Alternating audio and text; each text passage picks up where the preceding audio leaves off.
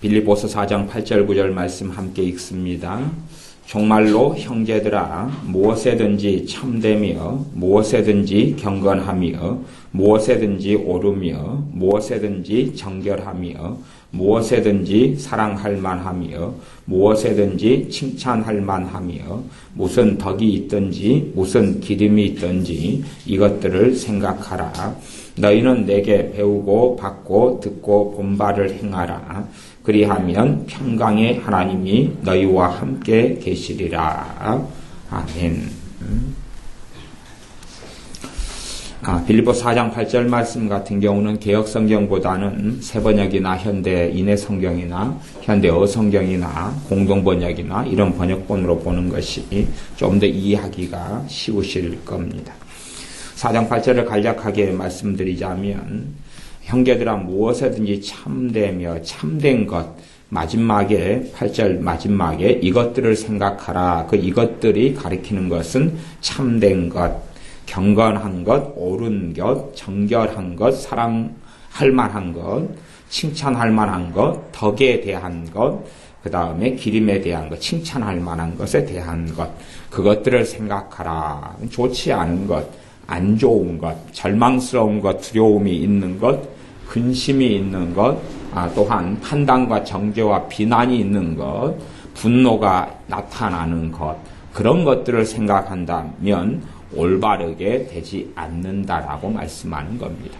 우리가 마음에 두고 생각해야 될 것, 어떤 일이나 사건이 있어서 누군가가 내게 내 속상하게 하고 내 마음을 확 뒤집어버리게 하는 무슨 말을 했다 그러면 그것이 칭찬할 만한 것도 아니고 참된 것도 아니고 경건한 것도 아니기 때문에 그것들을 생각하고 있다면 그것은 쓰레기 더미를 먹는 것과 똑같은 일이 되기 때문에 그런 것을 생각할 일고의 가치가 없다 하는 말씀입니다.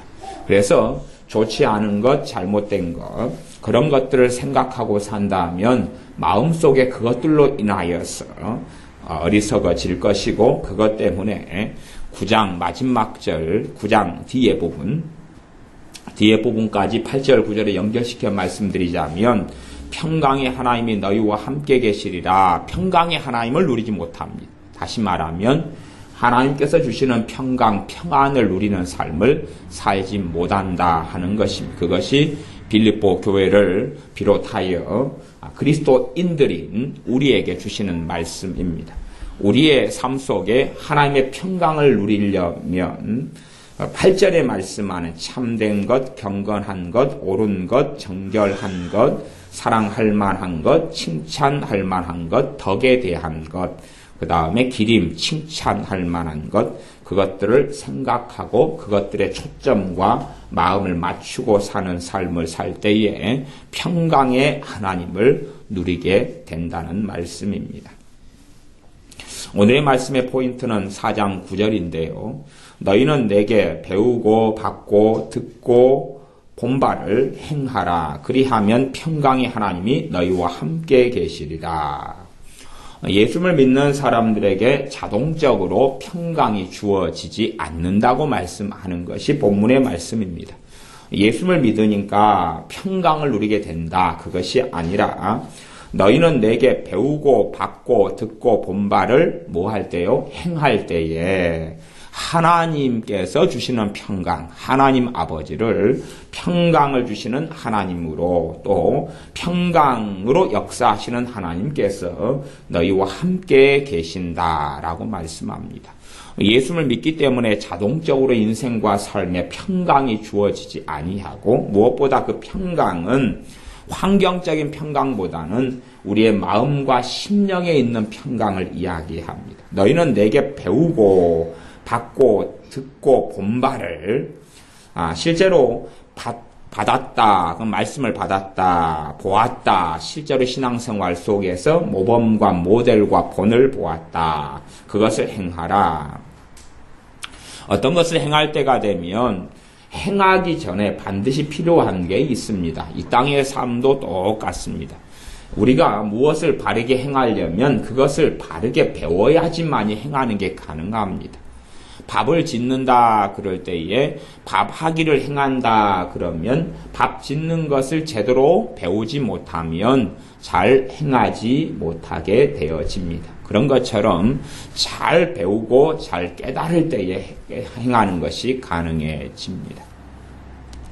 그래서 실제로 이 분노라고 한다면 이제 우리가 단순하게 그냥 우리가 내가 분노의 문제가 있다. 그러니까 오늘부터 이제 성질 내지 말아야지. 그래서 성질 내지 않도록 행해야지.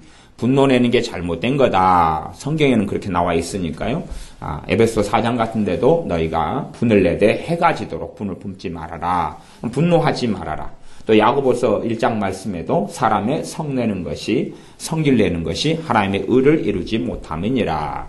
모세 같은 하나님의 사람도 성질을 내가지고 가나안 땅에 들어가지 못하게 되었습니다. 그런 것처럼 분노하는 것이 좋지 않다. 이제 우리가 그 정도만 배워요. 그 다음에 분노를 안 내려고 시도를 해요. 그러면 특별한 사람 한 1000에 하나 그 정도만 가능해져요. 이 땅에서 그렇잖아요. 성질 내는 것이 누가 성질 내고 싶어 내는 사람은 별로 없지요.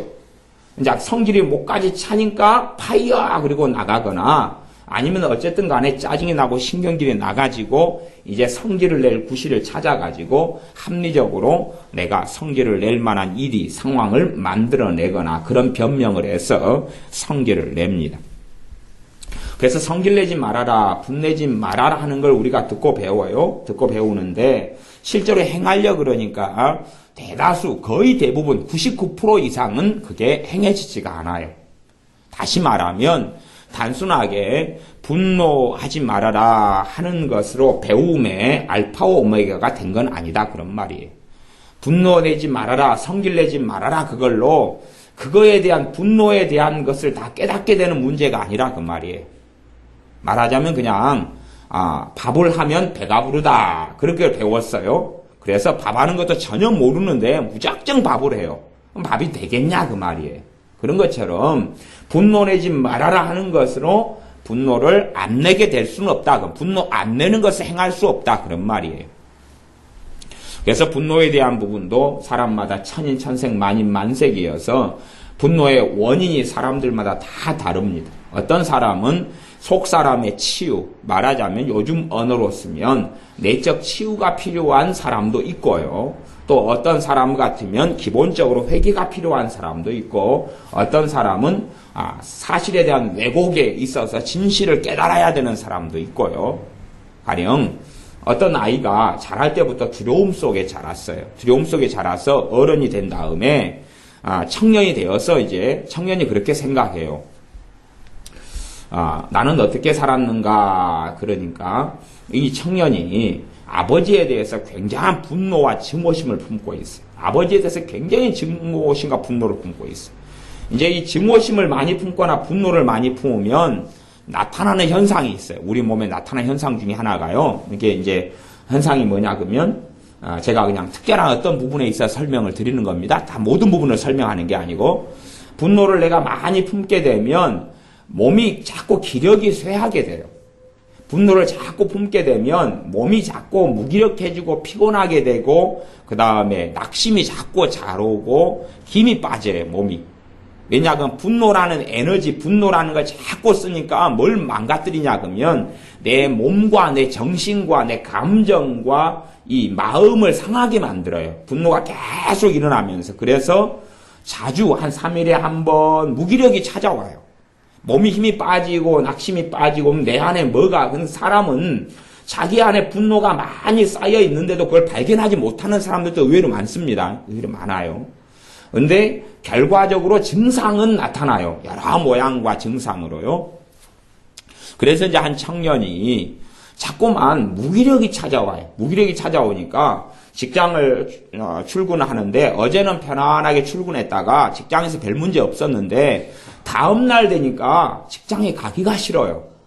직장에 갈 만한 힘과 에너지가 없어요. 그런 일이 닥쳐와요. 그러다가 또 2, 3일은 또 잘 갔다가 갑자기 직장에서 또 하루 오후 되니까 힘이 빠지고 다운이 돼요. 하고 만사가 귀찮고 직장 일도 하기 싫고 누가 벌어먹여 살려줬으면 좋겠는데 가만 생각하니까 아버지에 대해서 막 증오심과 뭐 이게 있어요. 자기 안에 얼마나 있는지까지는 몰라도. 근데 부모가 자기에게 마련해준 돈이 없어요. 일을 안 하고는 못 먹고 살겠다 그 말이죠. 네, 그래서 자기 아내가 그것 때문에 이 분노 때문에 자주 무기력증이 찾아왔어요. 근데 이 청년은 어릴 때부터 자기 아버지가 자기를 두드러 패고 학대하고 막 그냥 미워하고 증오했다고 이 청년은 30대 초반인데 그렇게 생각하고 살았어요. 이제 객관적으로 이제 사실 확인으로 좀 들어가고, 물론 이 청년은 그렇게 생각했어요. 30대 초반까지. 그런데 이제 청년의 가족이나 이모나 또 엄마나 이렇게 대화를 하고 쭉 상황을 살펴봤더니 실제로 아버지가 이 청년을 때린 것은 딱 3번밖에 없어요. 그러니까 이 청년은 어떻게 생각했냐 그러면 매 주일 매 한 주간마다 안 맞고는 안 지나갔다 그렇게 생각했다 그 말이에요. 한 달이 되면 몇 차례씩 맞았다고 생각했어요. 30대 초반까지. 그러니까 당연히 내가 억울하게 많이 아버지한테 맞으면 아버지에 대해서 뭘 품는 게 정상이에요? 증오심과 분노를 품는 게 정상이잖아요. 근데 이 청년은 어느 때부터 생각의 왜곡이 되어졌어요. 그래가지고 아버지가 사실은 별로 때리진 않았어요. 그 다음에 아버지 자체가 얼굴 표정이 좀 굳어있는 분이에요. 남자들은 좀 그런 분이 많잖아요. 자식에 대해서도 온화한 표정을 하기보다는 그냥 냉정한 얼굴, 그냥 보통 때 얼굴을 해요. 얼굴을 하는데 이 아이가 두려움이 있으면 아빠 얼굴을 보는 순간에 아빠가 나에게 폭력을 행한 것처럼 뭘 느껴요. 어린 시절에 그렇게 당장에는 안 때렸다고 생각하는데 1년 지나고 2년 지나고 3년 지나면 기억의 왜곡이 일어나요. 왜? 감정이 그 왜곡을 일으키거든요. 그래서 이 청년이 30대 초반까지 이제 아내가 뭐가 자꾸 발생하고 끊임없이 생겨났냐 그러면 분노가 계속 생겨났어요. 그래서 그 분노를 처리하기 위해서 그냥 단지 성질 내지 말아라. 성질 내는 게 안 좋은 거다. 성질 내면 죄 짓게 된다. 성질 내면 누가 좋아하겠냐. 등등을 가지고는 성질 내지 않는 삶이 불가능했다는 이야기예요. 실제로 우리 삶 속에 많은 죄의 문제, 결점의 문제, 허물의 문제, 쓴뿌리의 문제들이 단순하게 그냥 율법적으로 하지 말아라. 그래가지고 처리될 수 있는 일은 별로 없습니다. 별로 없어요. 그래서 그런 부분을 깊이 있게 다루어가고 알아가고 해야지만이 똑같이 분노 문제, 사람이 10명의 분노를 가지고 있다. 그래서 10명 가운데 채 1명도 분노를 하지 말아라, 성질 내지 말아라 그런다 해서 10명 중에 1명도 분노를 안 내는 삶을 사는 건 거의 불가능합니다. 10명 중에 하나도 잘 안 된다 그런 말이. 당연히 9명은 안 되는 것이고, 그래서 분노의 문제나 원인이나 처리 방법이나 그런 속으로 깊이 들어가야 돼요. 답이 그냥 획일적인 답이 존재하는 것도 아니고요. 한 사람의 인생과 삶의 여정이기 때문에 이게 복잡한 문제가 이것저것 얽혀 있어요. 그래서 9절에 너희는 내게 배우고 받고 듣고 본바를 행하라 그럽니다. 내가 참으로 바르게 배울 때에 뭐가 가능해요? 행하는 게 가능합니다. 그러나 그 모든 것을 주의 종이 다 가르쳐줄 수도 없고 완벽한 주의 종도 있지도 않아요. 누가 어떤 걸 각자의 개인의 마음속에 심령 속에 벌어지는 사건과 일을 도대체 누가 다 알겠어요. 하나님 외에는 다 알 수 없고 하나님으로부터 뭘 들으려 해도 들을 귀가 없는 경우가 대부분 많고 맙니다. 그래서 그런 분노 문제 같은 경우도 그런 30대 초반 청년이나 이런 경우는 어쩌다가 이제 제가 상담하고 사역하면서 그 안에 내재되어진 문제와 이걸 찾아가서 그래도 한 반절 이상은 이렇게 빠른 속도 속에서 해결해 갔지만 대부분의 분노를 가진 사람들을 만났을 때 제가 그 원인을 다 찾지도 못하고 알지도 못하는 복잡한 속에 들어가 있습니다. 사람들은 단순하게 나는 성질 내지 말아야 되겠다 그러고 안 내려고 하는데 안 내려고 마음 먹으면 더 납니다. 더 나는 것이 왜냐하면 그 안에 나타나는 별의별 문제들이 그 심령 속에 마음 속에 쓴뿌리를 가지고 얽혀 있기 때문에 그렇습니다. 분노 문제를 이야기하려는 게 아니고 내게 배우고 배우는 문제를 이야기하려고 그럽니다. 우리의 삶 속에 하나님의 말씀 속에서 진리 가운데서 내가 배워가지 않으면 우리의 믿음은 멈춰있기보다는 퇴보하고 맙니다. 우리가 그렇게 생각해 보세요. 내가 수학이 이제 제가 고등학교를 나올 때 예를 들어 제가 미분적분을 고등학교 2학년 때나 뭐 했어요. 2, 3학년 때. 미분적분 문제가 나오면 어지간한 건 풀었습니다. 제가 어지간한 건 풀었어요. 그 다음에 이제 뭐 한 20몇 년이 지났습니다. 저한테 미분적분 문제가 나오면 제가 거의 성적을 확신하는데 거의 빵점에 가깝습니다. 공식을 다 잊어먹었거든요. 그러니까 제가 옛날에 19살, 18살 때 아니면 혹은 20살 때 제가 20살 때는 고3 과외를 했거든요. 20살 되자마자 고3 과외를 했거든요. 그래서 그때도 싱싱하게 머리가 잘 돌아갔어서 고등학교 3학년 인문계 과외를 해가지고 대학을 보내고 그렇게 했으니까 그때까지만 해도 싱싱한 머리였으니까 그때의 제 20살 때, 19살 때, 18살 때의 수학 중에서 고등수학인 미분이나 적분이라는 그 수학의 실력이 그대로 제게 유지되고 있느냐 그럴 때에 유지되지 않았다는 이야기입니다.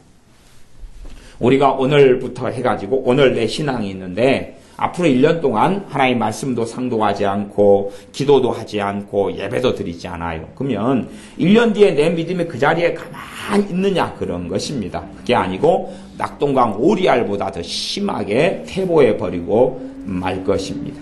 점점 그냥 밀려나버리고 맙니다. 그래서 우리의 신앙은 현재형으로 멈춰있고 미래형으로 진보하는 것보다는 우리의 믿음이 배워가고 성장해 가지 않으면 퇴보해 갑니다.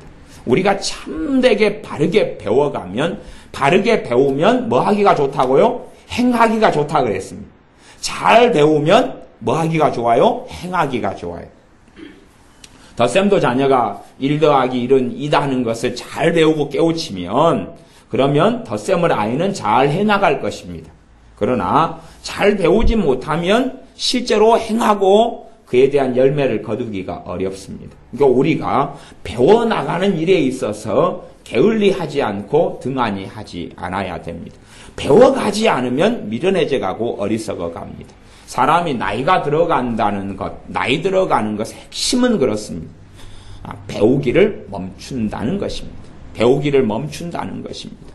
요즘에 사람들 가운데 87살이 되셔도 책을 쓰시는 분이 있어요. 그 책을 87에 내놓고 제가 보면 정치인들의 경향성이나 삶은 별로 그렇게 탐탁하지도 않고 바르지도 않지만 그래도 정치인들의 평균 나이를 보면 요즘엔 좀 젊어졌지만 꽤 나이가 많습니다. 60대, 70대 막 그래요. 말하자면 머리 쓰는 것을 멈추지 않았다 그런 말이에요. 자기 개발은 멈추지 않았다 그 말이에요. 물론 좋은 쪽으로 다 가야 되지만 안 좋은 쪽으로 가서 문제지만 어쨌든 간에 기본적으로는 자기가 삶을 살아나가는 데 있어서 배우고 생각하고 살피고 연구하는 걸 멈추지 않았다는 것이에요. 이게 정말 늙어감과 나이 들어감의 핵심은 배우지 않는다는 것입니다. 그래서 요즘에는 철들은 애 늙은이가 아니라 배우지 않은 애 늙은이들이 많은 세상이 지금 세상입니다. 그러니까 아이들 같은 경우는 게임은 하는데 배우지를 않아요. 그렇기 때문에 머리가 마비되고 늙어버리고 못쓰게 돼버리고 멍청해져 버립니다. IQ라는 것이 그대로 멈춰있질 않아요. 머리를 쓰지 않으면 IQ는 퇴보합니다. 지능은 퇴보해요. 사고력도 퇴보하고 이해력도 퇴보합니다. 그래서 남자들 같은 경우 청년에 대해서 군대를 2년, 요즘에는 2년 정도밖에 안 되지만 옛날에는 3년 가까이 30개월, 저도 한 9개월 막 이랬는데 그렇게 군대를 갔다 오면 28개월 그랬던가요? 갔다 오면 머리가 녹이 슬어 버립니다. 왜냐하면 거기서 하는 것은 군대에 관련된 것 말고는 더 다양한 부분의 학문을 닦거나 배우거나 그렇게 하지 않기 때문에 퇴보해 버립니다. 물론 우리 의연이 같은 경우도 많이 퇴보하는 것 같아요. 의연이는 이 변비 가까워서 학문을 잘 닦질 않잖아요. 내가 배우는 걸 멈춰버리면 퇴보해버리고 맙니다. 배우는 걸 멈춰버립니다. 그래서 우리가 다 이해, 조는 애들은 다 이해 못 하잖아요, 지금. 요 앞에 애가 3 패밀리가 지금 앉아서 졸고 있는 것 같은데, 예, 얘들은 이해를 못 해요. 항문을 닫지 않기 때문에. 쟤네들 다 변비 애들이 지금 3명이 앉아 있는 것 같아요. 예, 항문을 잘 닦아야, 평상시 잘 닦을 수 있도록 화장실을 잘 다녀야지, 변비에 안 걸리는데, 배우는 걸 멈춰버리면 퇴보해버려. 나이 들어가는 것은 뭐냐, 그러면 배우지 않는다는 겁니다. 배우지 않아요. 40살도 배우지 않으면 늙어버리는 거고, 50살도 배우지 않으면 늙어버리는 거고, 잘못된 배움을 하는 것은 잘못되지만, 바른 진리 속에서 바르게 내가 성장해가고 배우는 걸 멈춰버리면, 우리는 어리석어져 버리고 맙니다.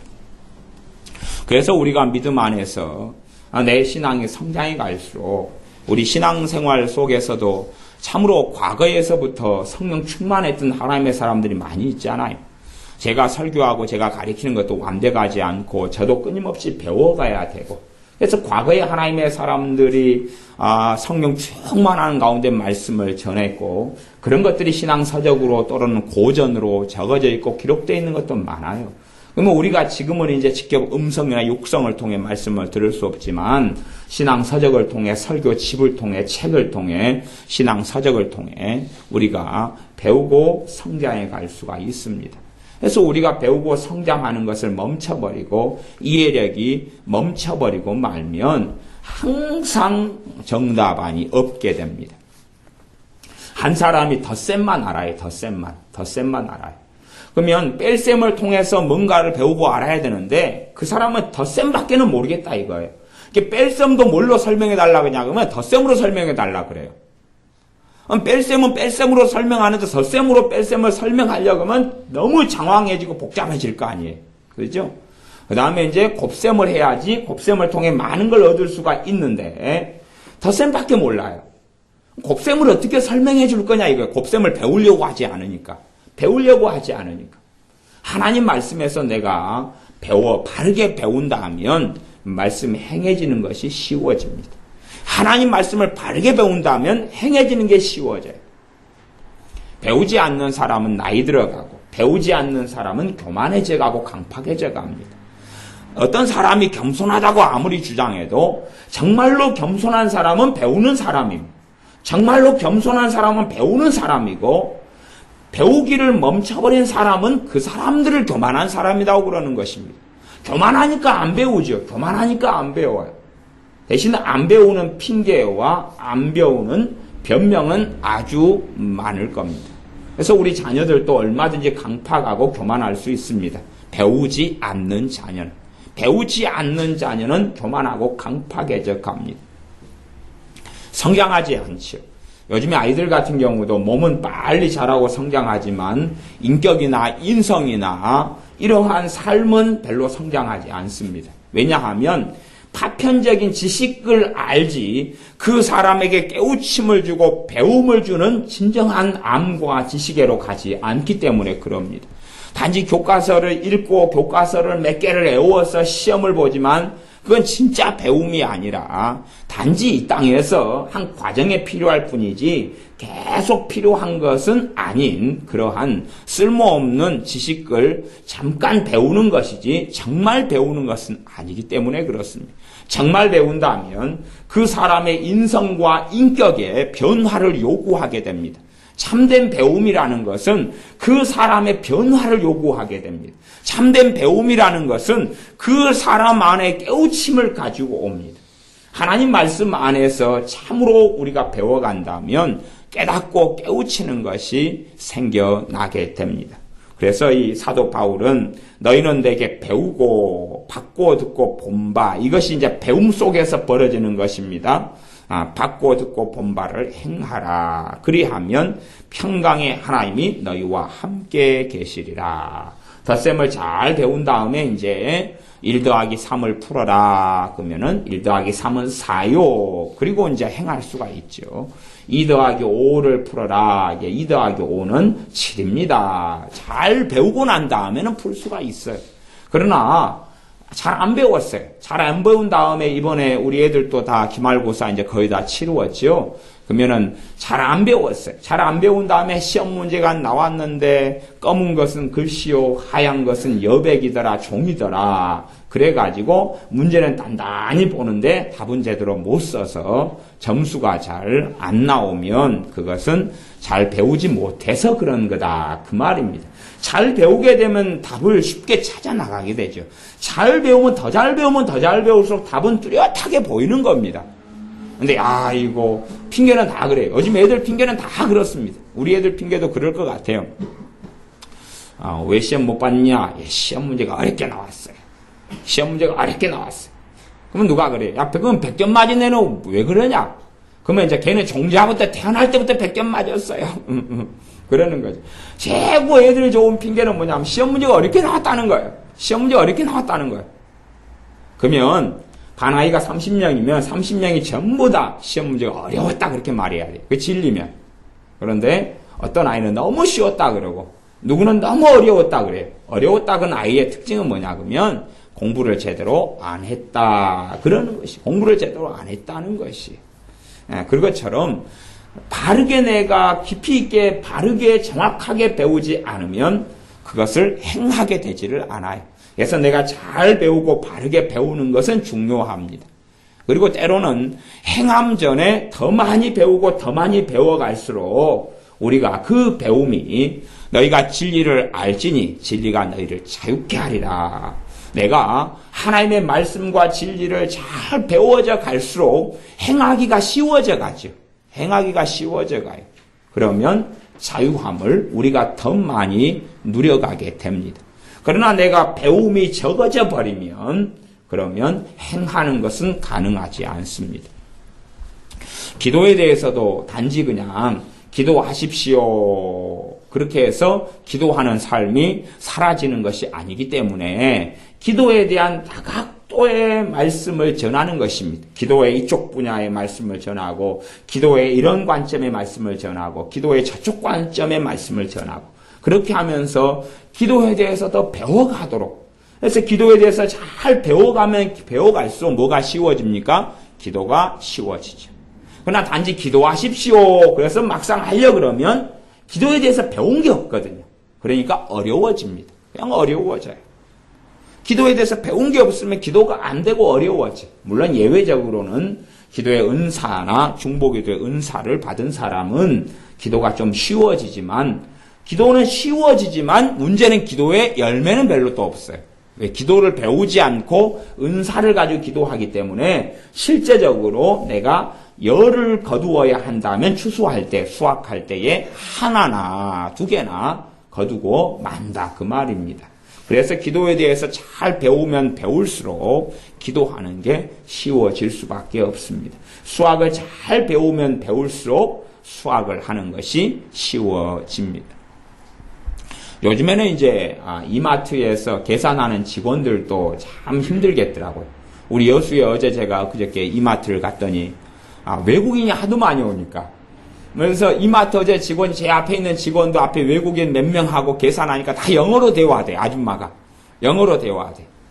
그래가지고 얼마냐고 영어로 저쪽에서 외국인이 물어보니까 영어로 막 대답하고 계산이 또 안 맞아가지고 그래서 또 비닐봉지 좀 달라고 영어로 하니까 또 알아먹대요. 알아먹어서 비닐봉지 하나가 500원 한다고 이야기해주니까 그럼 4장 달라 그러니까 4장을 주면서 돈이 2,000원이라고 영어로 하고 그 영어로 한참 벌써 이제 계산하는 이런 분들도 영어를 잘 해야지 알아먹어가지고 그 다음에 이제 자기는 카드 없다고 그러니까 그럼 현찰로 내놓으라 그러고 막 영어로 하세요.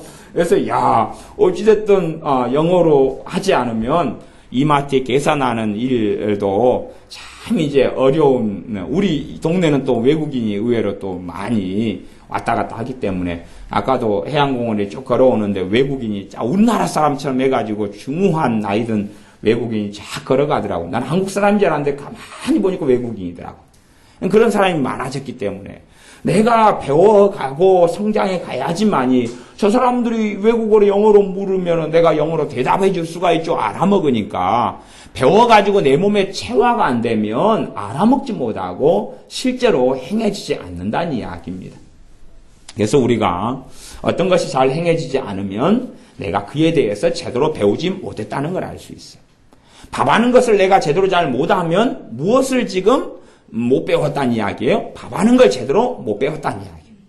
실제로 저 같은 경우도 이제 밥을 한 것이 초등학교 제가 4학년 때부터 밥을 했어요. 우리 집은 다 이 남자들밖에 없기 때문에 남자들이 밥을 일찍부터 다 해야 되는 아버지 일찍 돌아가시지 어머니 이제 직장 생활 하시지 그러니까 밥하고 뭐하고는 다 이제 아들들만 있으니까 아들들이 해야 되는데 밥하는 연수가 이제 오래 돼 오니까 밥하는 걸 알죠. 물론 요즘에는 밥을 안 한 지 오래돼가지고 이제 감이라는 걸 좀 잃어가지만 뭐 잃어가는 감이야 또 이제 돈 주고 사도 되고 따도 되고 막 그러는 것이니까요.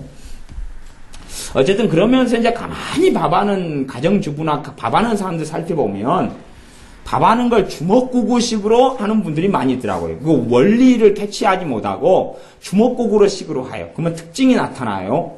어쩔 때 밥은 잘하고 어떨 때 밥은 못하고 그런 나이가 드셔가지고 이제 정신이 없으셔서 그렇게 밥을 못 하시는 분도 있지만 제대로 밥하는 어떤 것을 배우지 않고 그냥 주먹구구식으로 밥을 하시는 분들도 있는 것을 봐요. 그런 분들은 밥이 안 될 때 그러니까 밥하는 걸 제대로 못 배우면 어떤 환경에서는 밥을 잘 못해요.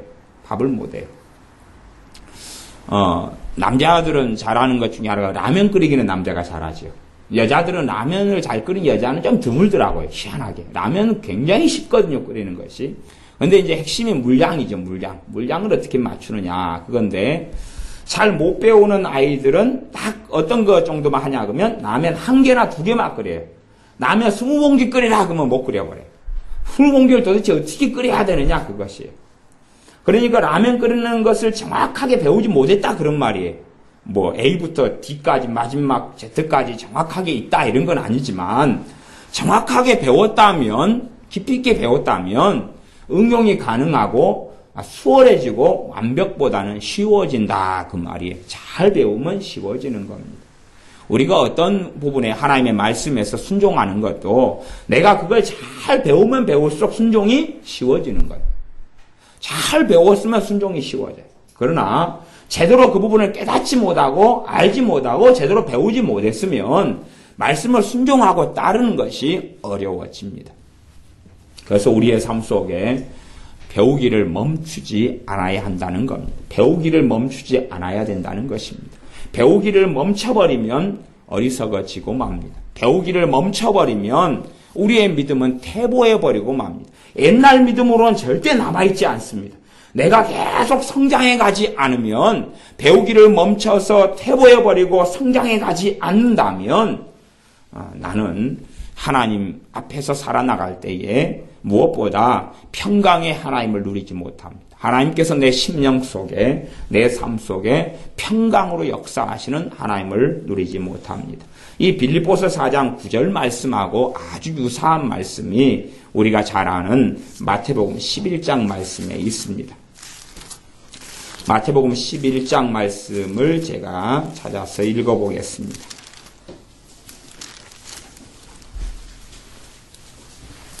마태복음 11장 28절, 29절, 30절입니다. 마태복음 11장 28절부터 30절까지 말씀 제가 읽어보겠습니다.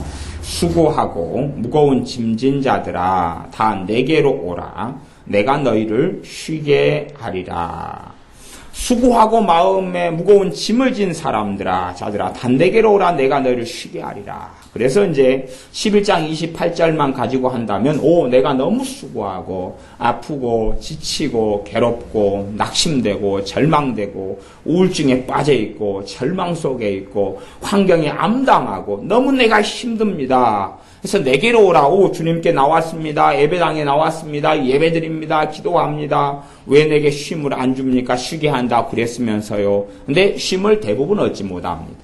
왜냐하면 이 11장 28절로 말씀이 끝난 게 아니고요. 29절의 말씀이 쉼을 얻게 되는 핵심 말씀이기 때문에 그렇습니다.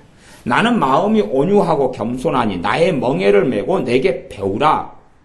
그러면 너희 마음이 쉼을 얻으리니.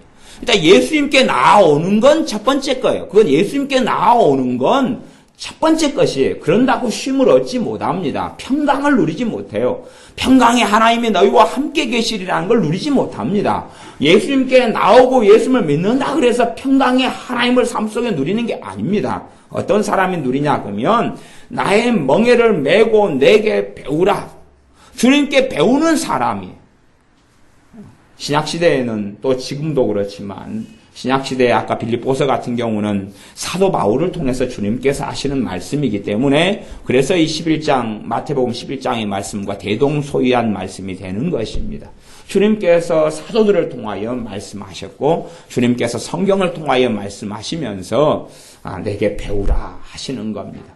지금은 성령 하나님께서 우리의 심령과 삶과 말씀을 통하여 말씀하시면서 우리에게 배우라 그러는 것입니다.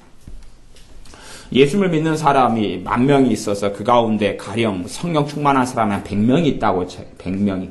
100명이 있으면 성령 충만하다 그 말은 신앙이 어릴 때도 성령 충만할 수 있고 성장했을 때도 충만할 수 있는데 어쨌든 주님과 함께 동행하고 살아간다는 겁니다.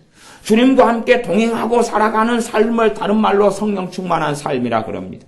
성령 충만한 삶을 살아나가는 사람은 영적인 눈이 뜨이고 보고 깨닫고 알고 하나님의 말씀과 진리에 대해서 또한 하나님께서 행하시는 것에 대하여 우리에게 뜻하시는 것에 대하여 또한 어떻게 주님을 따르는 삶과 길을 걸을 것인가에 대하여 많이 깨닫고 알고 있습니다.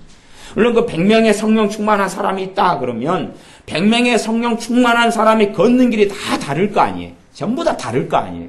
그렇지 100명의 성령 충만한 사람은 똑같으니까 그 사람은 아침 6시에 동일한 시간에 일어나가지고 6시 20분에 세수를 하고 6시 40분에 아침 체조를 하고 7시 아침밥을 정확하게 똑같은 시간에 먹고 그래서 성령 충만만 하면 6시에 일어나가지고 7시에 밥을 먹어야 되는 게 아니다 그런 이야기입니다. 성령 충만하지만 그 사람들이 행하고 걷고 사는 삶의 방식이나 행하는 거나 지체됨이나 사명이나 걷는 길이나 먹는 것이나 직장이나 직업이나 생활하는 것이나 가치관은 진리 안에서 동일한 요소 속에서지만 그러나 많은 차이가 있게 됩니다. 그래서 100명이 주님을 따르는 인생과 여정을 걷는데 100명이 깨닫고 알고 만나고 체험하는 것이 공통 요소는 있지만 대부분의 경우에 다른 것들이 많습니다. 그러면 그 100명의 사람들이 이 땅을 살아나갔을 때에 흔적을 남겨놓게 되겠죠. 흔적을 남겨놓게 돼요. 그러면 우리가 100명의 사람들, 그 100명의 성령 충만한 사람들이 남겨놓은 흔적을 통하여 그들이 가령 30년을 성령 충만한 삶을 살았다 그러면 그 30년의 여정 동안에 주님께서 어떻게 그를 가르치셨으며 인도하셨으며 그 길을 지도하셨는지 그런 것을 배우고 알게 될 것입니다. 가장 잘 해야 되는 것 중에 하나는 하나님의 말씀을 묵상하는 겁니다. 근데 말씀을 묵상하기 위해서는 말씀이 기본적으로 막 묵상이 잘 되는 것 같지만 그기 위해서는 기본적으로 필요한 것이 성경을 많이 다독하고 읽는 것이에요. 사실은. 다독하고 많이 읽는 것이. 왜냐하면 성경이 다독이 안 돼 있으면 묵상을 할 때 엉뚱한 방향으로 가버릴 수도 있어요. 저쪽에 있는 누가복음 말씀이 내가 엉뚱한 방향으로 묵상을 가는데 마태복음 내가 11장을 묵상한다 그러면 누가복음 5장 말씀이 내 기억 속에나 생각 속에 있으면 누가복음 5장이 내가 엉뚱한 방향으로 성경을 해석하거나 묵상하는 것을 막거든요. 차단하는데 내가 그걸 모르면 엉뚱한 쪽으로 가버리고 맙니다. 그래서 성경을 다독하는 것은 아주 필요합니다. 제가 우리 교회적으로는 내년 이제 새 2014년이 되면은 성경 다독에서 성경을 일독할 때마다 선물을 주려 그래요. 그래서 이제 창세기부터 요한계시록까지 1독하고 2독하고 3독할수록 선물을 드려서 다독을 좀 성경을 좀 많이 좀 읽도록. 이제 저 같은 경우는 요즘에는 이제 성경 읽기를 좀 등한히 하지만 그래도 예전에는 성경 하루에 읽으면 그 시간 날 때마다 화장실에 가서든지 또 식당에 가서 성경책 항상 호주머니에 넣고 다니면서 읽고 그렇게 해서 누가 약속을 정하면 호주머니에 성경이나 신앙서적을 가져가서 약속 시간에 상대방이 20분 늦거나 1시간 늦어도 아무 상관없거든요. 내가 그 시간만 낭비하지 않고 내가 잘 사용하고 있으면 내가 분노날 일이 없으니까. 누가 약속을 20분 늦으면 20분 동안에 나는 성경 보고 있으니까 20분 늦게 와도 내가 열받고 성질날 일이 하나도 없죠. 그 시간을 내가 보람되게 보냈으니까. 어떨 땐 약속을 해놓으면 1시간 늦을 때가 있어요. 1시간 늦는 동안 나는 말씀 보면서 은혜 받았는데 뭐 열받을 일이 뭐가 있어요. 감사하다고 그러죠. 야, 1시간 동안 늦게 와서 내가 1시간 동안 집중해가지고 말씀을 보았는데 50장 읽으면서 내가 정말로 풍성해졌고 내가 기쁨 속에 시간을 누렸으니까 다음에는 좀 더 늦게 오라고. 그냥 집에 가면 TV 켜놓으면 드라마 볼 일도 많고 그런데 버스 정류장에서 만나기로 했는데 정류장에서 당신이 1시간을 늦게 오니까 오도 가도 못하면서 1시간을 성경을 보고 있는데 2시간을 늦게 왔으면 그냥 얼마나 내가 큰 은혜를 누렸겠냐고. 저는 그래서 이 성경을 보는 시간들로 항상 상비품으로 가지고 다녀왔었기 때문에 그래서 하나님 말씀에 빠져서 하루에 5시간, 10시간 또 일할 때나 이럴 때도 시간 날 때마다 말씀 속에 들어가 있어서 그런 세월을 많이 보내었기 때문에 하나님의 말씀이 내가 잘못 해석하거나 생각할 때 되면 저쪽에 있는 말씀이 쫙 일어나요. 생각 속에 떠올라요. 그건 잘못된 해석이잖아. 이쪽 말씀에 떠오르면서 그건 아니잖아. 그럽니다. 또 이쪽을 또 내가 이렇게 생각하려고 하면 저쪽 말씀이 이건 아니잖아. 그거 떠올라요. 또 실제로 제가 신학책을 많이 봐왔는데 신학책 같은 경우는 엉뚱한 방향으로 이렇게 흘러버린 내용들이 참 많아요. 신학책이 엉뚱한 방향으로 흘러가면 하나님 말씀이 떠올라요. 그러면서 이건 아니잖아. 그건 잘못된 사변으로 갔잖아. 그것도 이쪽으로 흘러가면 그건 잘못된 아리스토텔레스, 잘못된 플라톤의 방식으로 해석하는 성경 해석학의 흐름이잖아. 그리고 딱 방귀를 들어요. 그래서 말씀이 말씀으로 제재하고 말씀이 말씀으로 보완하고 말씀이 말씀으로 해석해주는 경우들을 많이 경험해 오고 있습니다. 그렇기 때문에 하나님 말씀의 기본적인 것들이 우리 안에 성경 다독, 성경을 많이 읽으면서 기본적으로 많이 좀 차곡차곡 쌓여야 됩니다. 말하자면 건물을 짓는 것은 벽돌이든 철근이든 시멘트든 모래든 다 자재가 쌓여져 가지고 짓는 거죠. 그러나 자재는 준비돼야 돼요. 자재가 준비되는 것을 성경을 많이 읽는 것이 자재가 준비되는 것. 성경을 많이 읽는 것이 건물을 짓는 건 아닙니다. 그러나 건물을 지으려면 재료가 있어야 될 거 아니에요. 재료가 있어야 됩니다. 그래서 재료가 풍성하게 갖춰졌을 때에 건물을 그때는 높게 짓고 크게 지을 수가 있어요. 성곽도 지을 수 있고요. 아니면 빌딩도 지을 수 있고 아파트도 지을 수 있어요. 그런데 자재가 없는 경우는 지으려고 해도 지을 것이 없는 거예요. 그래서 하나님 말씀을 좀 다독해서 시간이 날 때마다 읽고 물론 천국문 앞에서 베드로 사도가 너 성경 몇 번이나 읽고 당신 왔느냐 그건 묻지 않을 겁니다. 그러나 그래도 또 어떤 경우는 주님 앞에 섰을 때에 너가 그 많은 시간들을 뭐하고 허송세월하고 왔느냐 하는 것은 물으실 겁니다. 너가 시간에 성난 청지기가 되어서 하나님 말씀 묵상하고 다독하고 읽고 그 속에서 너가 보내왔느냐. 기본적으로 그래서 우리가 배우는 가장 첫 번째 우리의 텍스트, 우리의 교과서는 하나님의 말씀입니다. 하나님 말씀에서 배우려면 자재가 많이 준비가 돼야 돼요. 자재가 준비돼야 돼요. 우리가 모르타르를 해가지고 공보를 치려면, 콘크리트를 치려면은, 그것이 이제 몇 가지가 필요하죠. 그냥 간단하게 모르타르를 하려면은 시멘트하고 모래만 있으면 돼요. 주로 3대1 배합으로 하면 돼요. 그 다음에 거기에 이제 콘크리트 치려면 자갈까지 해가 튼튼하게 할 수 있습니다. 건물에 옹벽을 세우고 하시라 그 기둥을 세우고 그러려면 거기에 철근까지 집어넣어가지고, 그렇게 이제 폼으로 막아가지고 그렇게도 할 수 있어요. 그러면 더 좋게 할수록 자재가 필요해요. 우리가 말씀으로 이야기한다면 단지 모래만 가지고는 안 된다 그런 말. 모래만 가지고는 안 돼요. 하나님의 사랑에 대한 말씀이 있으면 하나님의 공의에 대한 말씀이 있고 하나님의 거룩하심에 대한 말씀이 있어요. 기도에 대한 말씀이 있어요. 믿음에 대한 말씀이 있고 순종에 대한 말씀이 있고 많은 종류들이 있어요. 자재가 골고루 갖춰져야지 되지. 건물을 이제 21층짜리 아파트를 짓자 그럴 때 모래 하나만 가지고 21층짜리 아파트를 어떻게 짓냐 그 말이에요. 시멘트가 없으니까 침뱉어 가지고 모래하고 이겨 가지고 그건 지을 수 없잖아요. 그러니까 사람들이 성경에서 모래만 다 끄집어내 가지고 모래만 쌓아 가지고 그래서 하는 건 모래성이죠. 우리 아이들이 바닷가 해수욕장에 가면 모래성을 짓죠. 모래로 막 쌓아놔요. 이제 모르겠어요. 지연이가 올해 거기다가 화장실을 만들어 놨는데 근태랑 둘이 있어요. 똥도 만들어놨어요. 갖고 핸드폰 찍어놨잖아요. 그러면은 화장실을 만들어놨는데 아마 그 화장실은 그날 다 무너졌을 거예요. 물이 많이 들어와가지고 모래 해변에 해놨으니까 물이 들어와가지고 모래성은 그냥 무너졌어요. 모래로 지은 화장실도 그냥 무너졌어요. 그 똥도 아마 다 풀어 헤쳐져가지고 다음에 그 똥을 만든 모래도 다 흩어졌을 거예요. 모래만 가지고는 건물을 못 짓는다는 것이. 하나님 말씀을 많이 읽고 많이 생각하고 당장은 이것이 어떤 건축물로 나타나지 않을 때가 많아요.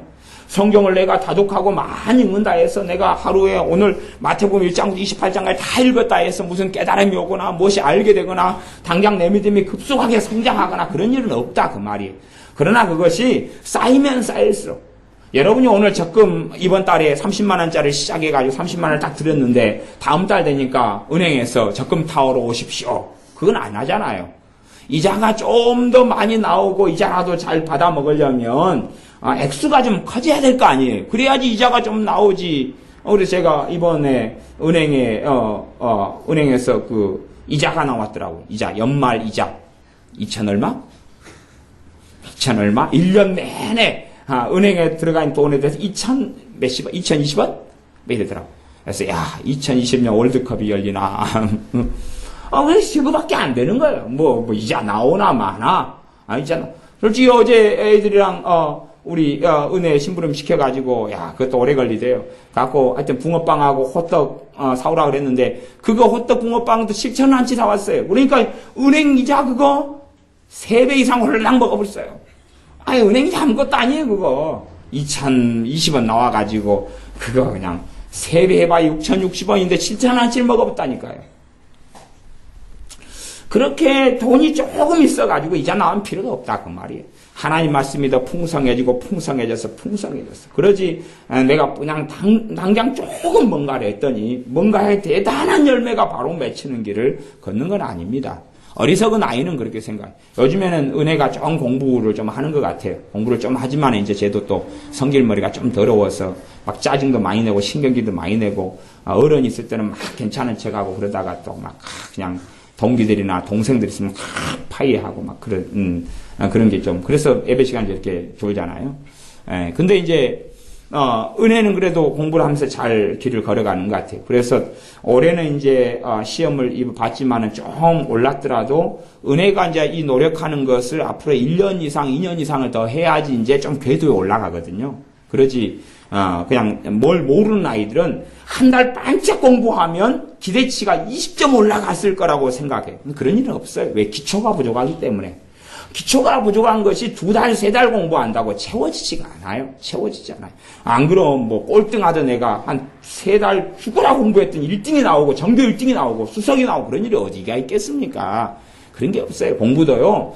은혜 같은 스타일로 공부를 해 나가면은 이제 은혜가 요즘엔 잘 열심히 공부하는 은혜가 좀 임한 것 같아요. 갖고 좀 해 나가는데 내년도 더 열심히 하고 그래서 지금 중학교 1학년이니까 3학년 정도까지 해가 이 스타일을 유지해 가면 아마 3학년 1학기 정도 가가지고는 이제 한 단계 더 이렇게 업그레이드 될 거예요. 근데 지금 해 나가다가 이제 어영부영 해버리면 다시 조금 올라갈 듯 해가지고 조금만 낳고 말아버려요. 그러지 조금 한 달 죽어라고 공부했더니 20점은 올랐겠다. 그리고 성격 받아봤더니 오히려 5점 떨어졌어요. 대부분 그렇게 조금만 수고하고 노력한 다음에 무슨 열매가 거들려 그러는데 그것이 학교 공부에서 벌어진 일도 아닙니다. 세상에서는 그렇게 세상에서만이 아니라 하나님 앞에서 살아나가는 삶도 너희는 내게 배우라 주님께서 말씀하셨는데 배우는 것이 쉽지 않아요. 배우는 게 쉽지 않아요. 어떻게 배우는 게 쉽습니까? 배우는 게 조금 배워가지고 깨달음을 얻었네, 보았네, 들었네. 아니 은사가 임하는 것도 쉽지 않아요. 사실은 은사가 임한다 해서 삶이 그냥 풀어지거나 하는 것하고는 또 은사하고는 별로 상관도 없어요. 은사는 대부분이 다른 사람을 돕고 섬기기 위한 은사이기 때문에 병 고치는 은사를 받아도 자기 병은 안 고쳐져요. 10중 8구 자기 병은 병 고치는 은사를 안 고쳐져요. 자기 병이 고쳐지려면 그 사람 믿음으로 고쳐져요. 그러니까 병 고치는 은사를 받은 사람이 다른 사람 병은 예수의 이름으로 잘 고치는데 자기 병은 안 고쳐요. 자기 병은 거의 못 고쳐요. 왜? 자기 믿음으로 고침받아야 되기 때문에 그래요. 근데 은사가 와도 다른 사람을 돕고 섬기는 것은 좀 더 낫지만 그 은사가 자기의 삶과 믿음을 하나님 앞에 세워나가는 건 아니라는 이야기입니다. 그렇게 착각하기는 좋지만, 그래서 우리가 배워나가는 여정을 걸어갈 때 주님께서 나의 멍에를 메고 내게 배우라. 그러면 너희 마음이 쉼을 얻으니, 마음이 뭘 얻어요? 쉼을 얻어요. 마음 안에 뭐가 있어요? 평안과 안식을 누려요. 아까 빌립보 4장 9절 말씀대로 평강의 하나님이 너희와 함께 계시리라 하는 말씀이에요. 내 마음의 쉼이 어떻게 이루어지느냐? 주님께 배울 때 그래요. 주님께 배울 때. 주님께 배우는 게 첫 번째 주의 말씀이죠. 두 번째는 역사 이래로 성령 충만한 하나님의 사람들이 그들의 흔적을 많이 남겨놨어요. 요한 웨슬러부터 조나단 에드워드 목사님, 조지 뮬러, 아니면 찰스 피니, 존 웨슬러, 루터 칼빈. 물론 그들이 말하고 했던 것이 다 완벽하지는 않아요. 제가 아까 100명의 성령 충만한 사람이 있으면은 어떤 사람은 이쪽에서 깊이 있게 깨달음과 배움을 얻고, 이쪽은 좀 부족하고, 저쪽은 깊이 있게 주님을 알아가고 하는 부분이 있다 그랬잖아요. 그런 부분이 있어요. 그렇기 때문에 우리 인생 여정 속에서 배우는 일을 멈추지 않고 우리가 더 깊이 배워갈수록 뭐가 나타나냐 그러면 쉼이 나타나는 것이, 쉼이 나타나는 것입니다. 내가 주님에 대해서 깊이 배워져 갈수록 저주가 떠나가고 마귀 역사가 떠나가고 또한 주님의 은혜 속에서 우리가 쉼을 얻게 됩니다. 그러나 우리가 배우지 않는다. 근데 정말로 배우게 되면 그것을 행하는 것이 쉬워지고 행하는 게 가능해진다 그랬습니다. 우리의 선풍기가 고장나 있어요. 그러면 선풍기를 고칠 수 있는 기술을 배운 사람은 선풍기가 고장나도 두렵거나 떨지 않을 거예요. 왜? 저 부분에 있어서 기술이 있으니까 쉼이 있거든요. 쉼이 있거든요. 그렇기 때문에 평안하고 쉽습니다. 전등이 딱 나갔다 그러면 전등을 가는 것을 잘하는 사람은 사와가지고 전등이 불이 안 들어오게 나간 것을 그냥 쉽게 갈 수 있어요.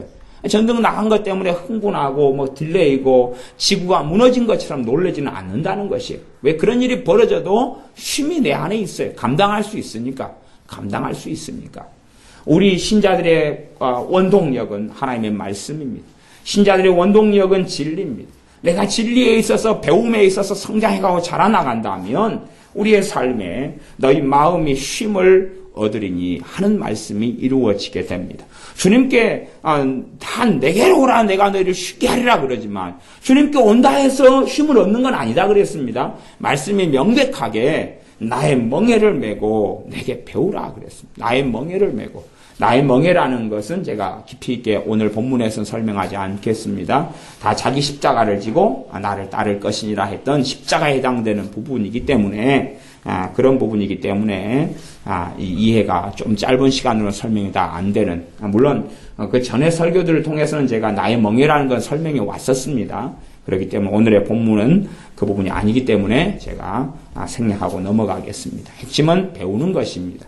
그래서 우리가 배워나가게 된다면 배워나가게 될수록 똑같은 시험을 만나요. 우리 승혜가 학교의 시험 문제를 보면 반 아이들하고 기말고사 똑같은 문제가 나온다 그 말. 똑같은 문제가 나와. 인생 우리가 살아가면 똑같은 어려움, 똑같은 고난, 더 심한 것도 만나요. 사람마다 다르게.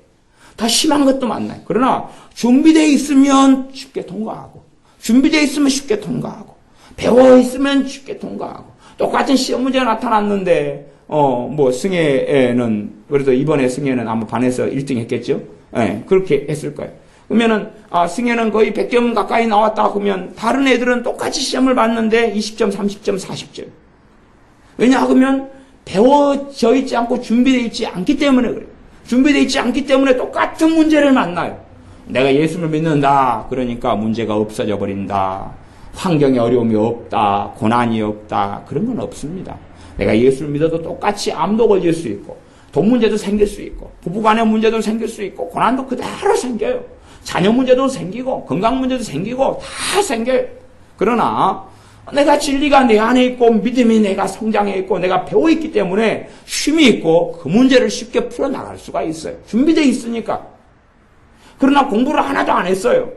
막상 기말고사 나왔는데 보면 검은 건 글씨고 하얀 건 종이더라. 그래서 답은 쓰지도 못하고 답을 썼는데 다 오답이고, 그렇게 해서 빵점 나오고 10점 나오고, 그렇게 하면은 그냥 재화 기술을 배워서 꼭 빵집을 차리는 것이 그 인생에서 지혜로운 길이 되어질 수 있습니다.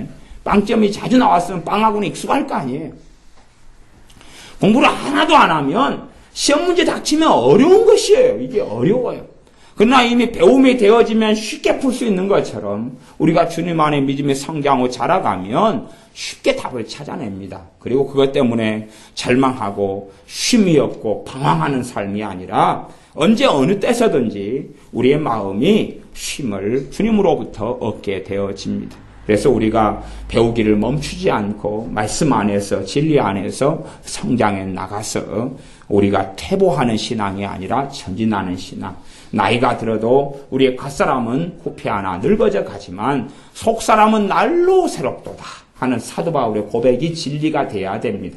우리의 속사람은 날로 새롭도다. 속에는 하나님의 역사가 있고 성령의 역사가 있고 깨우쳐 주심이 있고 성장함이 있고 머리는 더 튀어져 가는 것. 그래서 정말로 진실한 신자는 치매가 없습니다. 진실한 신자는 치매 가운데 살아가는 게 옳은 게 아닙니다. 머리가 멍청해지고 미련해져 버리고 바보같이 돼버리고 기억을 잃어버리고 심지어 예수님까지 잃어버리는 사람이 그것이 어떻게 진실한 신자, 바른 신자의 삶을 살아간 것이겠습니까?